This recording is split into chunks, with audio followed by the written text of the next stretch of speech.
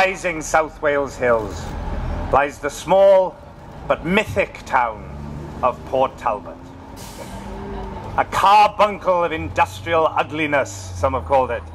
But others, myself included, prefer to think of it as a cornucopia of earthly and sometimes unearthly delights.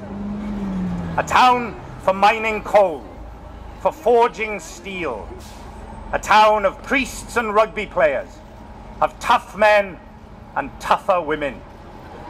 A small, salty town with a steep-edged valley leading up through tin works, past chapels and coal tips, through Carmarthen to Pontrhydyfen.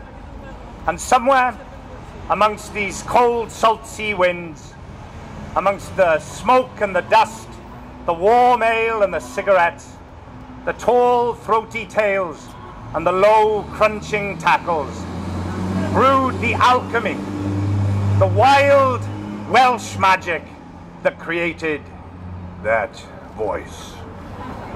It was Richard and that voice that inspired amongst sons of coal miners and steel workers dreams of distant and exotic lands. I know because I was one of them. For me, growing up as a boy in Port Talbot, it was Richard and, shortly thereafter, another of Port Talbot's famous sons, Sir Anthony Hopkins. Yes, he comes from there too. Yes, there must be something in the water. It was them who made my dreams of becoming an actor just that little bit more possible. It was the same beach that I built my boyhood sandcastles and learned to flailingly swim. It was that same beach that one legendary day Richard Burton and Elizabeth Taylor descended from the heavens like gods from Olympus in a helicopter, mind you, and landed on those sands.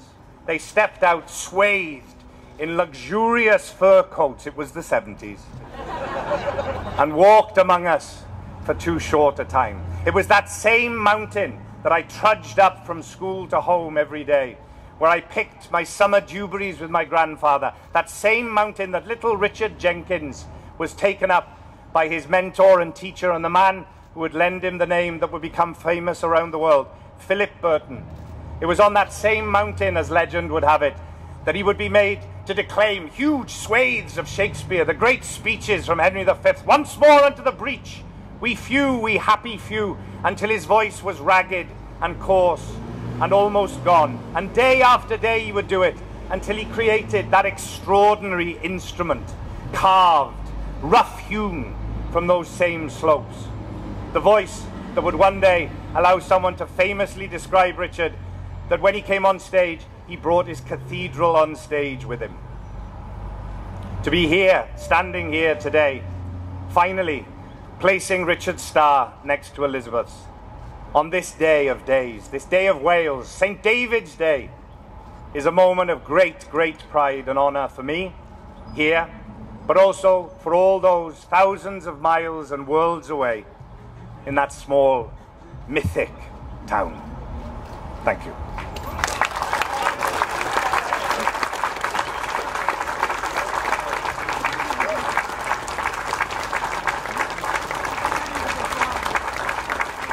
Thank you, Michael.